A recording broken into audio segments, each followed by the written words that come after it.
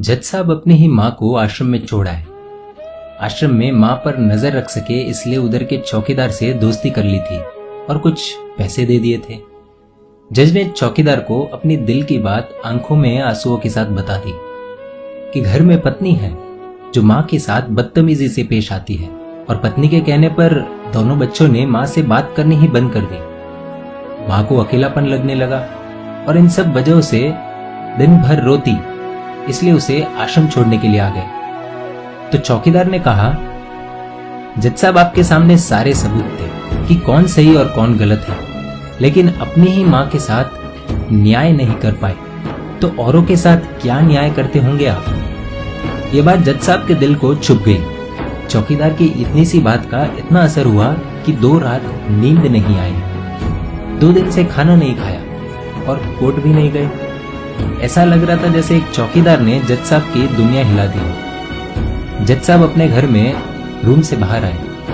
दोनों बच्चे और पत्नी खाना लेकर इसी इंतजार में खड़े हैं कि कब खाना खाएंगे। तभी जज साहब ने एक कागज पत्नी को और 2 अलग कागज अपने बच्चों के हाथ में थमा दिए। कागज की एक लाइन पढ़ी तो पत्नी के हाथों में से थाली गिर गई। जज साहब बोले, मैं तुम्हें तलाक दे रहा हूं, और बच्चों से कहा, आज से मेरी सारी प्रॉपर्टी आप दोनों की, मुझे कुछ नहीं चाहिए। बच्चों ने उन्हें जबरदस्ती कुर्सी पर बिठाया, हाथ जोड़कर पैरों में गिरकर इन सबका कारण पूछा। आंखों में आंसुओं के सैलाब के साथ जज साहब बोले कि मैं मेरी 65 वर्ष की माँ को आश्रम छोड़ के आया हूँ, अनजान लोगों के भरोसे छोड़ के आया हूँ, और आप सब कारण पूछ रहे हैं। हम लोगों को शर्म आनी चाहिए।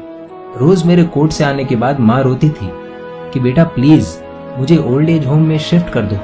आप में से किसी ने भी माँ से सीधे मुंह बात नहीं की और ये भी भूल गए कि जिस जज को आज पूरा शहर सलाम करता है, उसी जज को बनाने में उस माँ का कितना बड़ा रोल है। कभी दूसरों के घरों में काम करने जाती तब भी मुझे अकेला ना छोड़ती।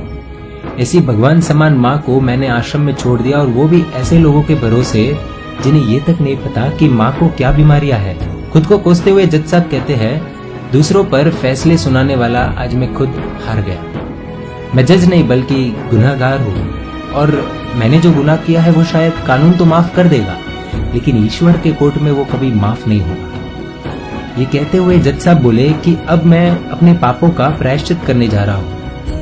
मैंने अपना सब कुछ आप लोगों को सौंप दिया है और अब अपनी माँ के साथ आश्रम में रहूंगा और उनकी सेवा करूंगा। पत्नी से जज साहब ने कहा कि याद रखना, आज तुमने उस माँ को आश्रम भिजवाया, तुम भी एक माँ हो, कल तुम्हें भी कोई आश्रम भेजेगी, तब तुम्हें मेरे इन शब्दों का अर्थ सही मायने में समझ आएगा।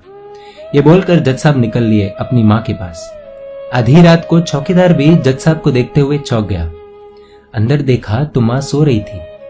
करीब जाकर देखा तो पूरे परिवार की तस्वीर से लिपट कर रोते हुए माँ सो गई थी। आश्रम का प्रशासन भी जाग गया, क्योंकि पीछे पीछे माँ और बच्चे भी आ गए। उन्हें यह एहसास हो गया कि उन्होंने क्या पाप किया है। तभी आश्रम की एक कर्मचारी बोली, हम इन्हें आपको नहीं सौंप सकते, क्या पता कल आप इन्हें मार दो तो।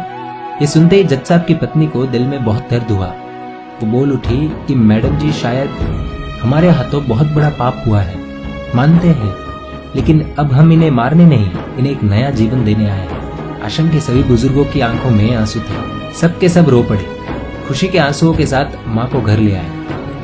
लेकिन वही आश्रम में अनेक आंखें ऐसी थी जो किसी न किसी का इंतजार कर रही थी। दोस्तों, इस कहानी का उद्देश्य तो आप सब समझ गए होंगे, इसलिए शेयर कीजिए और हर घर तक इस कहानी को पहुंचाइए, क्योंकि माँ तो माँ होती है। सब होगा तुम्हारे पास पर सुकून नहीं होगा।